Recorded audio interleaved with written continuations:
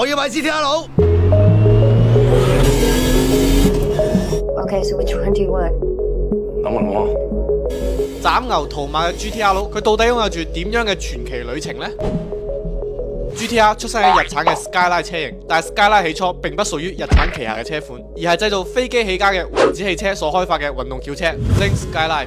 喺1964年，王子汽車為咗獲得日本06賽道比賽嘅勝利，於是佢哋喺兩台唔到1噸嘅 Skyline 車型入邊塞咗兩副2.0升直列6缸發動機，並拉長咗20厘米車身。喺比賽中，呢兩台 Skyline 一度以前2名嘅姿態領跑，但係最終都係輸咗俾 Porsche 帶領嘅904 Carrera GTS， 以第2名同第6名嘅成績完成比賽，十分遺憾啊！不過喺60年代，一台日本車可以同德國車抗衡，爭奪第1名嘅位置，依然成功贏得咗所有人嘅歡呼，並將92台公路版賽車 Skyline 2000 GT 直接售空。不過喺2年後，亦即係1966年，只識研發唔識賺錢嘅王子汽車，因為財務問題並入咗日產尼桑，但係 Skyline 嘅車型依然保持生產，而 GTR 嘅旅程正式開始。